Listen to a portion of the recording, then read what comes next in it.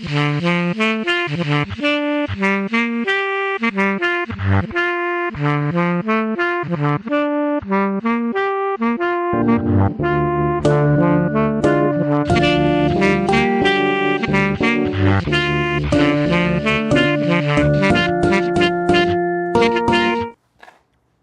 right. So we got my guy, Brian. If you would introduce yourself to the camera. What's up? My name is Brian. I'm also known as Hypnautic, one half of Top Flight Empire and co-founder and COO of the Concert app. Concert with a Q. Yeah.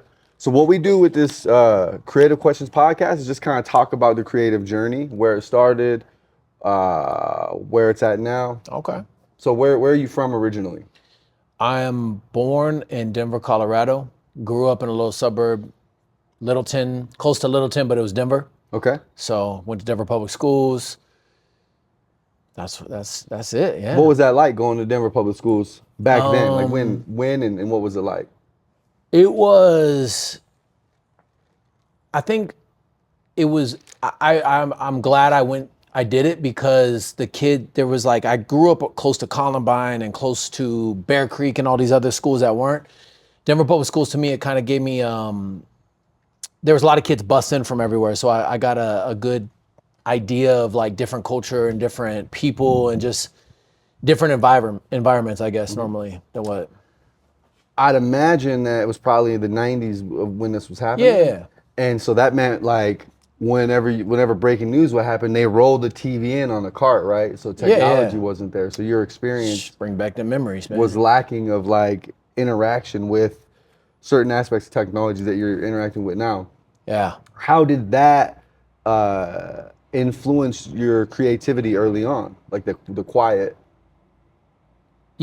So you mean that era? Like how did that influence my creativity? Yeah, the not having as much access to technology, right, at a young age? I think back then I didn't even know what the word creativity meant, but I think it was you're more present to the moment. Mm-hmm. So you're seeing things differently and experiencing things differently. You're actually experiencing real life, right? Like back when I was in school, it was like, I think there was a war going on. There was lots of different moving parts at one time. So I was able to observe all these different motions, right? Like I seen, you got kids, young kids selling drugs, getting shot, kids playing sports, not as much music. There's not as much going on. Like, I think entertainment was bigger back then. Mm-hmm. There was real superstars and there was so I don't know. I think they were influencing the modern culture differently. I think the difference of then and now would be you're just more present. Looking back on then, when did you first, like looking back, let's say we were in a time machine, when would you acknowledge that like, yo, like I was on some creative shit? Like, what was that? I don't think I noticed I was on creative shit until after like my best friend died a couple of days before I went to graduated high school. And that was right when I started making music. But if I go backwards, I remember one time I was watching like one of those talent shows at school, and I was probably in 5th grade or something. I just seen some kids up there playing guitar and singing or whatever. Mm-hmm. And something about that was like, that's what I want to do one day. Fast forward, I didn't really, I would always make, like I always had little cameras. My dad had some technology stuff, so I had one of them tape cameras. We would always create little like short films. I would be screwing around doing all that stuff. How old were you when you were doing that? Whenever cameras came out, I don't know, probably like elementary, middle school. Yeah. Because I remember we had one of these big cameras. My dad was always like into technology, so he would go get the computer or the camera. And then we'd always take it and just do, film home videos. And I was always doing this stuff, but I had no idea what I was doing. You didn't realize that you were creatively expressing yourself. I didn't realize that at all. Yeah. I think it was till later I started doing music more to like help the traumas in my life. I didn't even know where trauma still like, the last 5 years I had no idea I had any trauma in my life. But it's like, I think it was when I was younger, I was creating a lot and I just didn't even realize what I was doing until later on. Was the young creation through the videos and different things, was that like in hindsight, was it like you like navigating trauma too, or was it purely creative?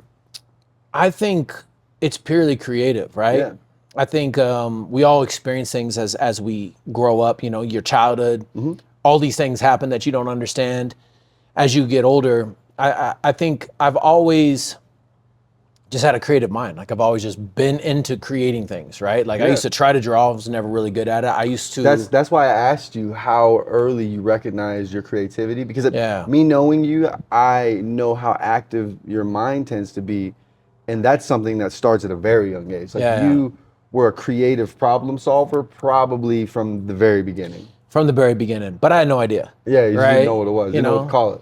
you're in school, you're in plays, you're in this, you're in that. You see stuff. You're like, I used to be fascinated by movies. Like I used to always go back when movie theaters were a thing. I've always loved storytelling. I think, Yeah.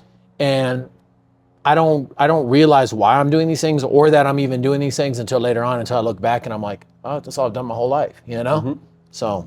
Yeah, you're one of the creative people that I will see consistently insert themselves into whatever's happening around them for no other reason other than you have an idea or the moment could use this reflection. Yeah. A lot of people don't do that, right? Like you, and it's almost like a need for you. Like you don't think twice. Like you just step in because it needs to happen. Yeah. And that's interesting. It's interesting to know that dating way back in elementary school, you were on that process, you know? I've always been creating stuff, right? Like the only thing I didn't do was probably spray paint, but I had all my homies do that. So I've been around art on some level, street art, regular art, storytelling, songwriting. So And then you get to middle school. When did you discover hip hop? You said one of your friends passed. so you know, I started off like one of my cousins was in like a heavy metal band. I kind of grew up like listening to more like rock, like Deftones, punk, heavy metal rock, and my cousins were into this. So when I'd go down south, all my cousins were in the south, and so I would go to these different rock shows, these different like mosh pits and this and that. So I always just loved the music, but that music didn't, like what they were saying in the music, I don't think really spoke to me. I just like the high energy. I like the aggressiveness. I've always been like, when I was younger, fighting, all that was a part of my growing up, but it didn't connect with me. So then I think it was the first rap album that really hit me hard as my homie gave me this Spice One, America KKK's Nightmare, and that and then Tupac. Rolling with my strap. Yeah. Yeah. Like that just really connected with me for some reason. And then I think it was. It makes sense that like you were messing with metal and then Spice One's your way into hip hop too, because Spice was like his music, though it had some flow and rhythm, like it was aggressive often. It was aggressive and it was saying some real shit. You know what I mean? Like even like Welcome to the Ghetto, all these songs were like, they were just talking things. And then, so I'm in some of these areas, you know what I mean? I'm starting to hustle. I'm starting to get into all these different things. So I understand it different. You know what I mean? So it started connecting with me. But so I remember it was like maybe at some point, you have those CD books. Yeah. Everything got stolen. All my music. Back in the day, we used to have these books that had hundreds of CDs in them, and you would carry them around with you so that you could play your music and your friends would play their music, and it was a whole situation.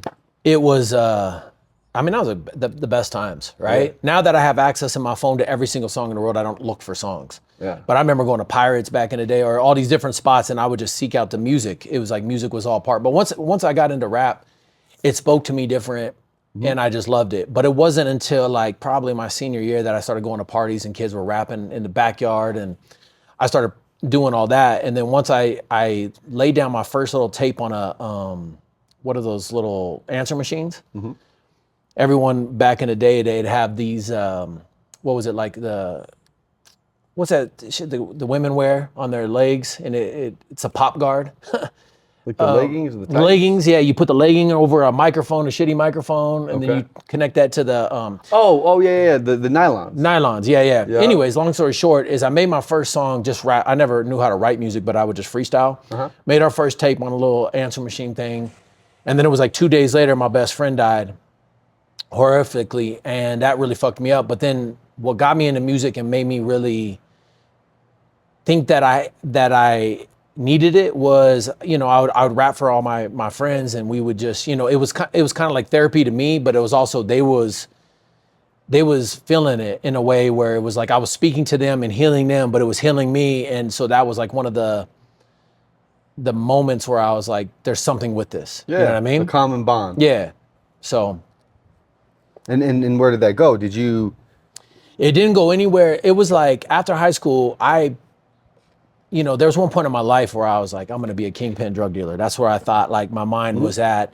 And I was naive, but I was connected to all the neighborhoods or hoods outside of mine, and I was delivering to my neighborhood. Like I grew up in like this Littleton, Denver suburb, so I was the connect to everybody else, right? So I did music. I rapped every second I had in every party, in every living room, to every girl that came over. It was like rap was just like, it was part of what I was doing, but I didn't think there was anything to it. I don't even know if Eminem was just finally coming out. And to be a rapper, you have no idea where to start, right? Yeah.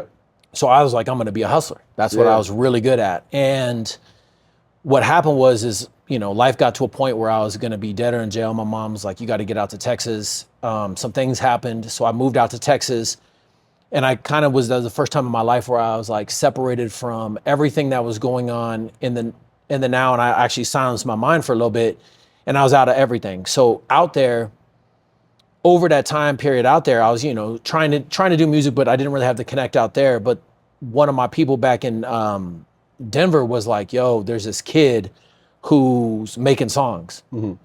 And it was one of the girls I was kicking with back before I left. She reconnected me with him, and then he was like probably the reason I was able to. He was writing music, he was recording in studios, and he kind of opened the door to me to show me like, okay, you can do this like this. I mean, we weren't making no money, but so I had the hustling skill and he had the writing skill. Yep. So I was like, I just want to be a part of this, and I was gonna back that scenario. Did you find as you started stepping into becoming like a creative entrepreneur through hip hop or through music, that your early indoctrination to drug dealing like lent itself to your ability to figure out the money side of making music? I think that's the only reason I was ever able to live full time off music was like drug dealing when I was young taught me everything I know about business today. Sure.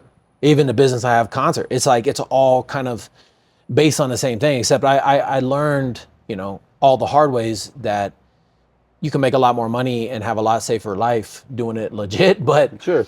Drug dealing taught me everything. Well, we're exposed to the things we're exposed to when we're exposed to them for the reasons we're exposed to them. And similarly, I also learned entrepreneurship through hustling, right? That was my introduction to it. There was nobody around me that was a successful business owner. Right. So the successes and the failures that I've experienced are because of what I've had access to. Absolutely. It's interesting because you don't know why you're doing things, but you're doing them, and then you're working and you're like creating these operations. You're creating like, it's been one of the greatest skills. I even took it into the music, it's like, okay, if I buy 1,000 CDs and I sell these at this price point, I get this. I know I'm gonna have to give some away for free to get people hooked. Yeah. It's a beautiful thing. Economics. So you're back, you're starting to understand what it's gonna take. What was your first major success as an independent artist? Like, my first major success was, I would say, creating a song, right? Like just being on a song. My first major success is actually like, back then you have tapes and you're trying to figure out how to write. Like I had to spend extra time. Like some people writing and making music came real natural to them. I had to really work hard at it. Like I was great at freestyling. I thought I was great at freestyling. I was never like a bar guy. I was really like, I'm gonna tap into this moment and this feeling, and I'm gonna express this, right? And you're gonna feel it because you're gonna feel the passion, and you're gonna also understand the story. But I think it was, I remember we did the Cervantes, and this was before it was like Quixotes. I don't even know if it was called Cervantes. And we opened up, this is like my first show, and we opened up, it was me and this group, and we opened up for another large name. I don't want to say who they are, and we brought like 10 times more people than them. Yeah. I think I made like $100 or something, or $50, and we had it packed out, and it was like, it just was that moment where when you're on stage for the first time, it's like there's a rush and an addiction to it. You know what I mean? I've been through every addiction, but the addiction of energy is something you can't get from any drug or substance. You know what I mean? And so that was my first success, probably. It's like tapping into like the natural order of life. And then back in those times, you know, back in 5 Points, it's different. You know, the first time you go into a show and gunship run down the block and it gets shot up. Like it was like one of those experiences where you're like, rap back then was, it was almost like the news, right? It's telling you a life, you experience a life. It wasn't really like, I didn't listen to music in a club and stuff. This was more like, okay, this is a street shit. And it's probably it's probably a lot harsher than the reality I was living in, but I was in these realities, so I felt it was all real. So it was really, I don't know. You were naturally connected to it. Naturally connected to it, yeah. Yeah. And so then when did you decide that you were gonna go full steam ahead and this was gonna be your life, your path? Well, so you put out the first song, you're doing a couple shows. I knew when my friend died, back when I was 18, I knew that I was going to, something was different, right? That created an energy in me where I was like, I'm gonna go full time. And at this point, I think it's hustling, right? I'm like, I'm gonna be a kingpin, this and that. Fast forward into music, I always happened to meet people who were just as crazy as I was, like just as extreme and like, they're gonna do this. So I was full force then. I knew I was gonna do it. I had no idea how. At that point, I'm kind of like, really early on, I got taken by this guy, which was great, but this guy worked at this label and he's like, yo, if you give me $2,000, I'm gonna put you on 1 million CDs and I'm gonna put you on tour and this. All you need to get is these songs and this. So I go get a line of credit somehow. I don't even know how, but I figured out how to get a line of credit. I go spend all this money, like $2,000, $3,000. I go buy $1,000 worth of beats from this guy who, rest in peace, passed away, who connected me with this label guy. And this guy's on the radio. I don't want to say names because. Yeah, I got you. But long story short, I get trapped into this thing, and I spend all this money. I'm telling my family, yo, I'm gonna make it as a rapper. This is this. They're like, you're stupid. You're crazy. Yeah. But I believed in it no matter what. Yeah. So I go invest all this money. I lose everything. This guy I never talked to again. And it was one of these lessons where I was like, I'm going to do this no matter what. I just got to figure it out. Yeah, and back then there's no books, there's no mentors, there's nothing at all that does anything, right? And so I go through this process. Every one of these losses I turned into a business later. But I had to go through a ton of these different losses. Like I didn't get paid for my first 100 shows. I maybe make $100 total, $200 total my first 100 shows. After a while, I started figuring these things out. I was still hustling, so I didn't really have to survive. And I'd be in and out of jobs. I'd go get a job for a little bit. But hustling, I always come back to hustling, right? And then so eventually, I started figuring it out a little bit. I started turning all these different things into like minor businesses. I started this thing called Colorado Dope back in the day where I'd have DJ Beds. He would like burn up like 1,000 CDs, 2,000 CDs. I had this girl, Erica, who helped me like print 3,000 CDs or 1,000 CDs. And I was just connecting these sponsors. I was connecting these people and I started creating these little side businesses where I was like, okay, I can actually get out 10,000 CDs a month and give them out free. Cause I was always inspired by the South because I lived in the South. So I'd always see, oh shit, Paul Wall or Slim Thug or whatever, they would give out like 100,000 CDs out the trunk. So I was trying to copy that. I didn't know what that meant, but I was trying to copy that motto. Once I started figuring it out, I was moving at a slow scale. Back then, you only need $600 a month of rent. So we had a studio in the house. I had all these different elements kind of pieced together. So I feel like I'm a full-time rapper. I'm hustling. Yeah. I'm rapping. I'm doing shows, and everything is like this is all I'm doing full time. The world is built around this aspect. Built around this. Fast forward, I have a daughter in this interesting situation, and I end up getting a job. My pops is like, you've been doing this for like 7 years, off and on. And it's like avoiding jail, avoiding this. It's like nothing's really like sticking. And they're just like, he's like, here, I'll give you this job. He was an engineer at something, and he's like, I'll just get you in. I get this job that I shouldn't have had. Yeah. And now in this job, I start reading audiobooks. I start writing more music. And it's like, I didn't pick up any of that, but I had it for about a year. Then this is right around the time when I meet Tef. We do, all the groups I was in before ended up like not working out, you know what I mean? Out or whatever. And I'm still crazy about this. So I'm always just attaching myself to the next person because I didn't want to do it alone. So I started attaching myself to different people who were actually like trying to move, but no one was as crazy as I was. And so we do this show. It was Paul Wall comes out, and I do this Palladium show. I get on it crazy. It's a sold out show. And Palladium, you remember Palladium? I do. Half strip club, half venue. Yep. Crazy spot. Kind of in the middle of nowhere. Kind of in the middle of nowhere. Ran by cartel, pretty sure, or something. But do this show, and this is where I do the show with Tef. I see Tef and his homie. We don't really meet this night, but like there's only a select few people that get on this show. It's the first time I got a sponsor. Yayo comes and gives me from Certified Custom, decks me out in certified gear. All these different things happen, and I was like, I felt like a superstar, right? Yeah. I get on stage, there's girls and body paint, all this, and I'm like, 1,000 people in the crowd. My songs are hitting. Everyone kind of feels like a superstar. We all just are in our head on this moment. It's all our biggest moments. Well, later on, like a couple weeks go by and Tef's manager reaches out to me. He's like, I see, because I was moving real heavy. I was hanging posters all over the city. Yeah. I'm like out grinding everyone in front of K-Tone spots with my burnt CDs or CDs giving them out. Like I'm out hustling everyone. Well, he's doing the same thing in the club circuit. He couldn't get into shows as much and I couldn't get into the clubs. And he had a whole world I didn't have, and I had a whole world he didn't have. But like his manager comes to me, and the first thing we meet is like, we need to do this. He's like, let's do this full time. Let's partner. And I'm kind of like, cool, we'll do this. I'll join what you guys are doing. You join what we're doing. We'll put our crews together and we'll split this 50-50 and figure out what it is. It just seemed like the right thing to do. Yeah. Me and Tef are both hard-headed. We're both like real meticulous on shit. There's 28, 30 of us that join together, and quick to find out, like, me and Tef make an album right away, and we're just kind of like getting to know each other. But what happened is we get this opportunity, like me and him are like trying to figure out how do we get onto another big show. So this other big show comes up, Rick Ross, and then you got Twista. They're both doing these shows at the Gothic Theater. And we're like, how do we get on the show? I knew the promoter. So we go like, yo, get us on. And at that time, it was like, you couldn't just sell tickets and get on the show. A A lot of politics.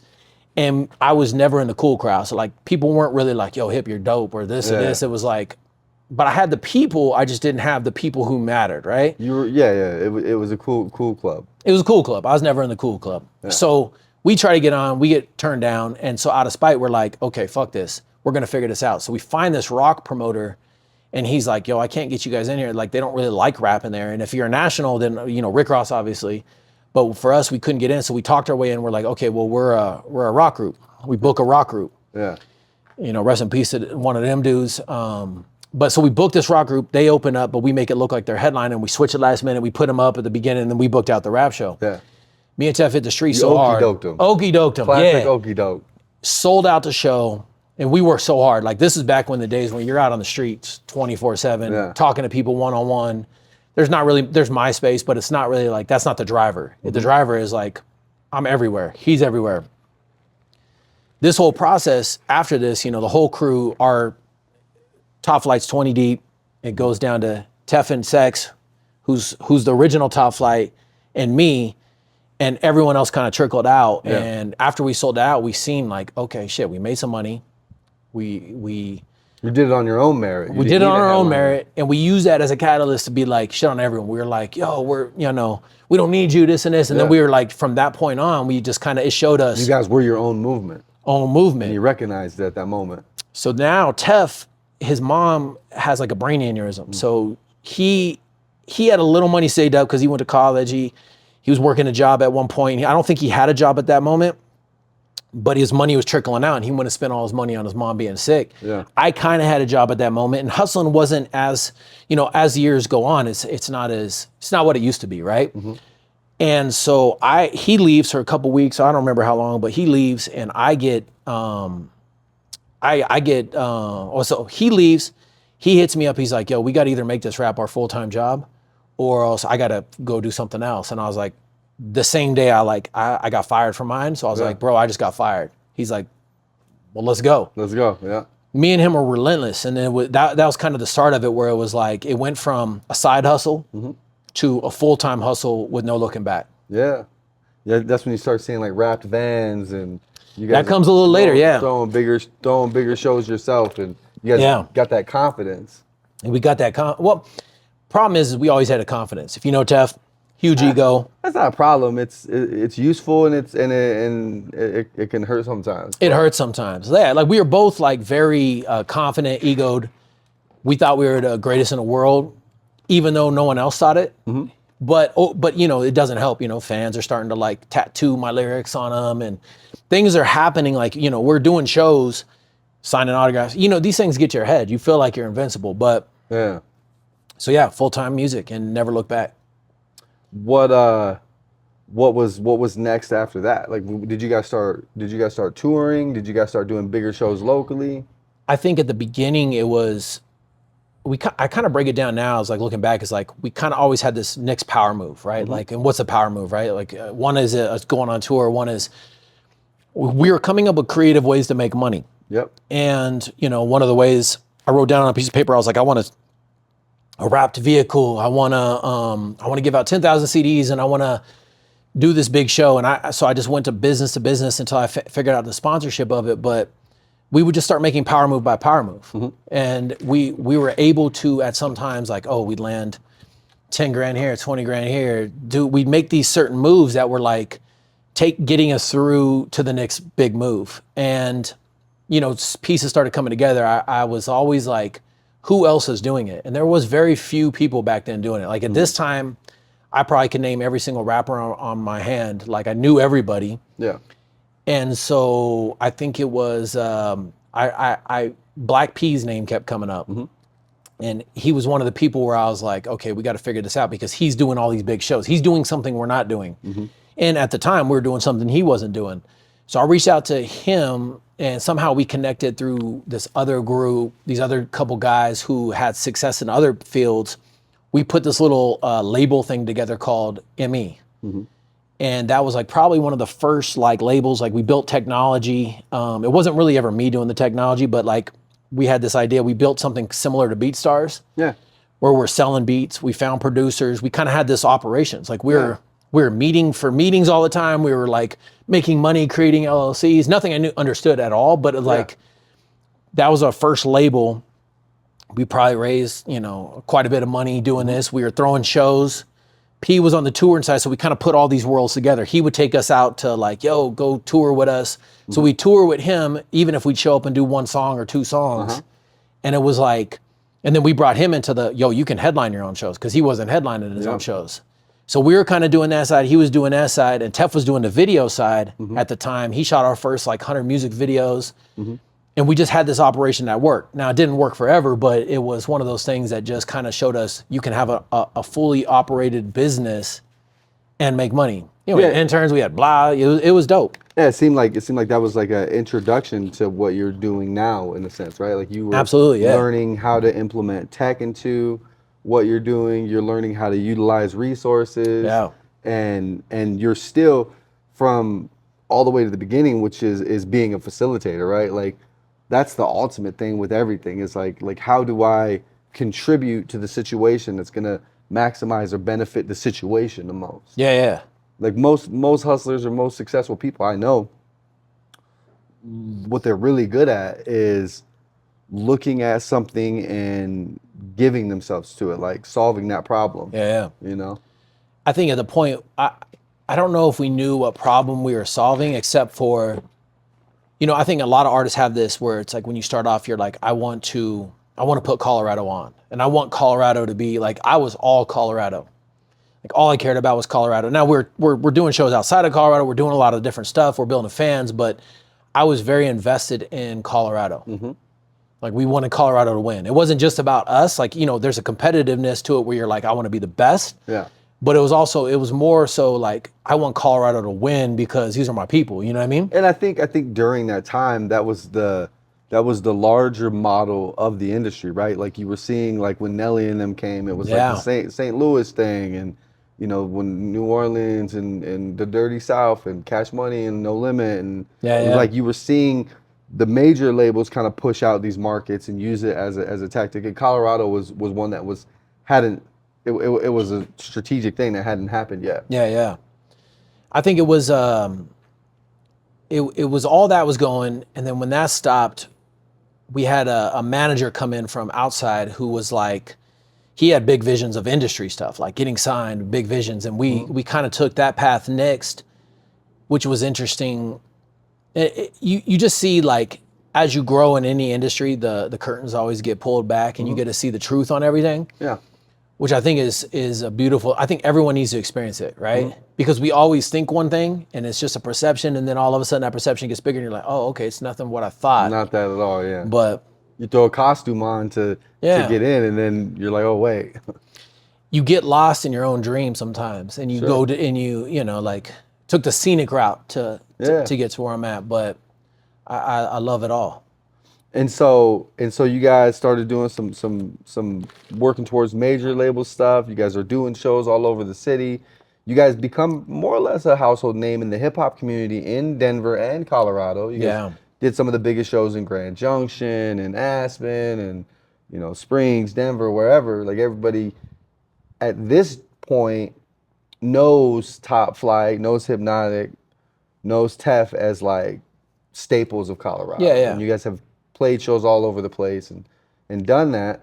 What led to this next iteration of your career, which is what you're doing now with concerts? So you go through this whole process, you figure everything out, you figure out what you like and don't like, what works, what doesn't work. We basically, like, getting to about COVID, we've have like everything we do ourselves. Like, we're our own talent agency, we're negotiating our own publishing with certain publishing companies. We're creating our own content. We have all these like little micro businesses. We're throwing our own shows. We're booking our own artists. Leading up to this, we start kind of getting other artists. We're kind of trying to talk other artists into headlining their own shows, because there's maybe, I could count on one hand how many artists headline their own shows before this. Once you did it yourself and you saw the value of it, you felt like you had to scream that from a mountaintop. Yeah, we were like, it can't just be us. Like, we always knew, like, you can't be the king in a mountain. If you want the city to go, you can't just be the king, right? And it's like, you have to pass the torch. You have to build other people up. And that's one reason we would always be successful, is because we would always help other people elevate with us, right? Like, it wasn't just about us. It was about, like, who's with us, and it doesn't matter who it is. Like, let's lift everyone up. By the time COVID happens, we have this thing fully operational, and we're starting to test these theories, like, oh, can somebody else headline their show? So we put some artists in these positions, and it works. Kind of similar to the way it works to us. So I remember we was at a venue, and this is right before COVID, and Tef's talking to me. He's like, I have this idea for this app or something like that. I'm like, cool, whatever. Like, if you come to me with an idea, Tef is a full vetter. Like, he'll vet out any idea before he even brings it to the table. And I'm just like, cool, I'll run with whatever. Yeah. Well, I remember we did this, we went to this Post Malone show, did this Tyler Yalla show, and all of a sudden, like, COVID hits, and the next day the whole world shut down. And at this time, like, we were lucky to have, like, we kind of turned one of our sponsorships into like a full-time thing. So we were good.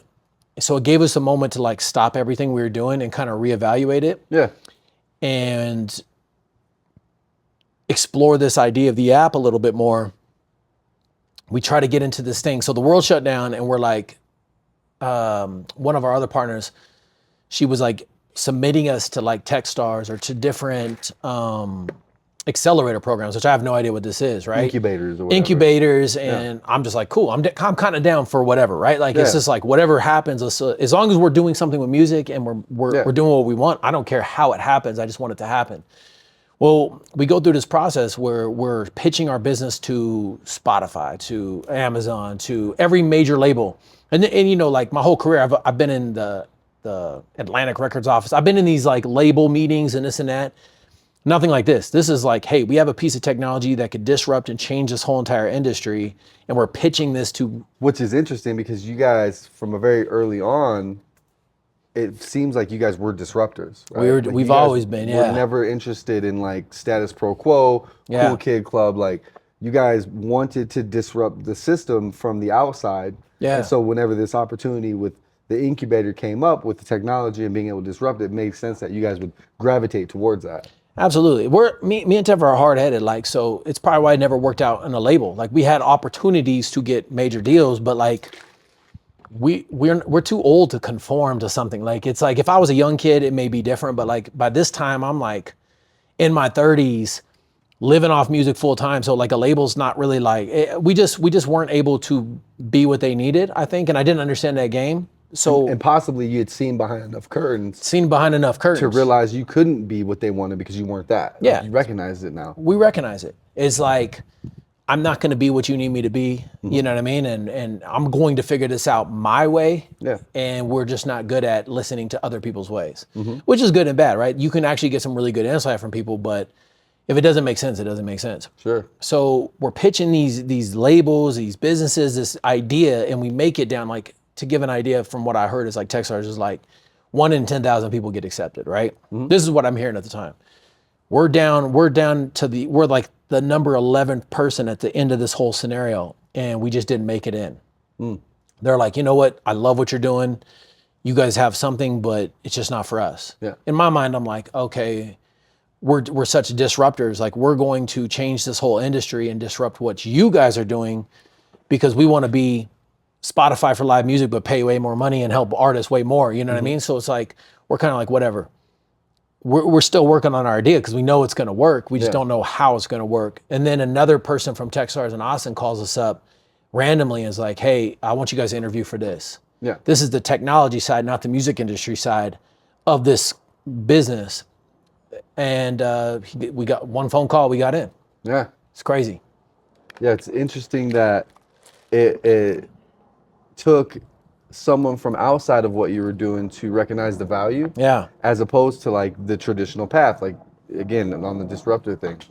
I spent my whole life making music saying fuck the industry. So it's kind of like, I get it, you know what I mean? Not even knowing what the industry is or what that really means, but it's kind of like, I understand. But you know, even with Techstars, it wasn't like, that wasn't the thing that catapulted us to really get to, and now we're in half of America, throwing 30 shows a month and, you know, helping thousands and thousands of artists. It was really like, that was just another way of looking at it. Concert with a Q, yeah. Yeah, that's the app. And what are the markets you guys are in right now with that? Half of America. I couldn't even name them all. Yeah. You know, all your major markets, the strongest hold is like, you know, we got some states that are really crushing it, like from Arkansas to Utah to markets Oklahoma. Yeah. So it's dope. Oh yeah. And what have you been doing creatively now that you're kind of, you know, you're involved with a company and you're not performing as much? You know, like since we started concert, we've been about 3 years and we're about to hit our 400th show this month. By the time this comes out, probably like 450, right? Yeah. Creatively, like every day is you have the business side and that has to stay creative, right? But also you're in the weeds sometimes. So always trying to come up with more creative ways to help artists, and being an artist, I know what bullshit I'm willing to deal with and not. So it's like, how do we help people elevate and feel safe and want to grind harder for themselves, right? That's always a thing. But throughout this last year, I was like, I'm gonna start making music again. And I'm always making top flight music. Like we're always sending songs back and forth, building. But I was like, I have some stuff I have to say that I know is not really going more reflective, more like I'm always in that like deep. So I started like writing poems, right? You kind of inspired me when you wrote your book. I was like, you kept telling me to write a book. Yeah. So I actually started writing stuff down. Yeah. When it'll be time. So I'm writing down all these ideas, and then these ideas are turning into poems or turning into songs. So I just, you know, made a good little 20 songs, just Hypnautic songs, you know, a couple features here and there. And this is the first time in about over a decade that I was making music where I had no need for, like, it wasn't a business. I didn't need to like do anything with it. It doesn't have to be successful. It was for me. It was selfishly for me. You've been making out music to become successful or to succeed with whatever. This is the one that was for you, selfishly. Selfishly for me, where it didn't matter if it could get one view. It didn't have to have any success. Have you named the project? Well, I had a name, and so these 20 songs ended up starting to become, I was like, you know what? I know how much work it is. Because last time we did an album, you know, we hit Billboard, blah, blah, blah, we're cool, whatever. But it's a lot of work. And so I'm like, I don't know, there's this guy, AJ, that I work with, super dope homie, and he's just really been helping me. Like, he's been my producer. So it's like, we go back and forth and make this stuff.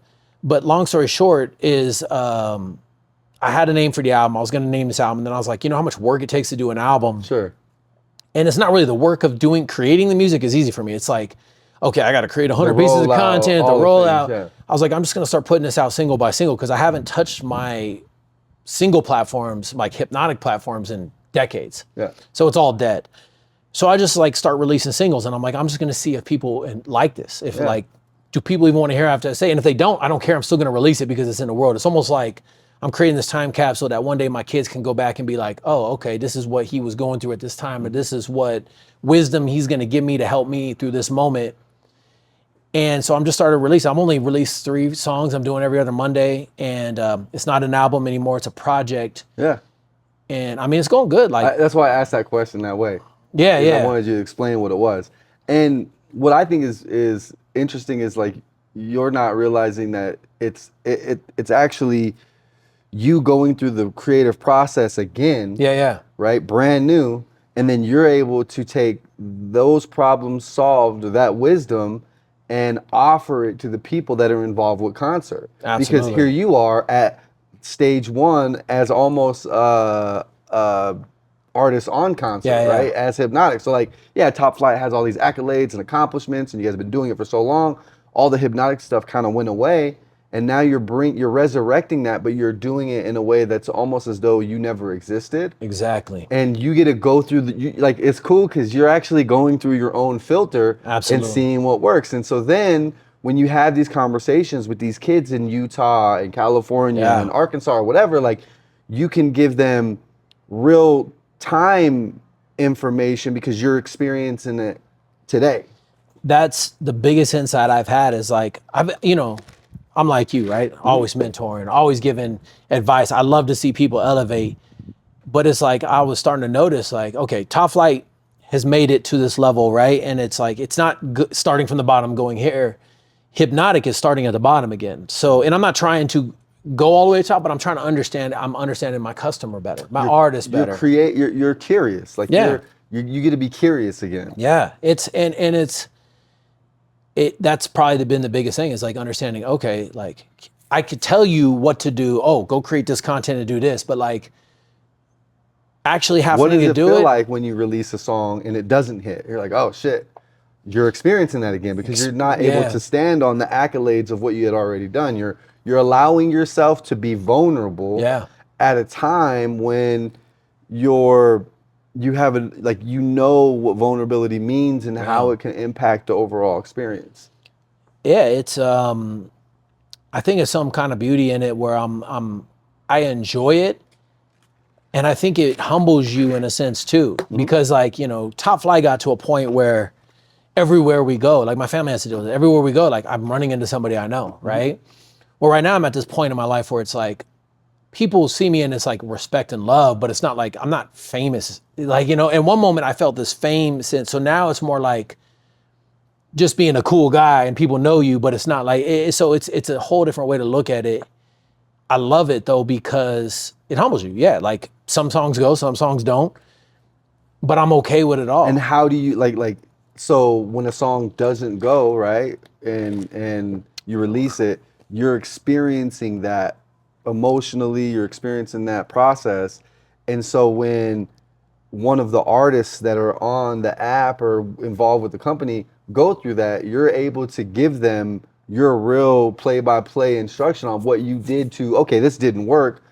I'm not gonna scrap the song. I'm gonna try to bring it this way. Or maybe it didn't work and I do need to scrap the song and put out whatever. But like it's interesting. What's interesting, I've always had a different take, right? Like, cause music to me is like this. Like my metric for success on music is if it impacts somebody in a certain way. Sure.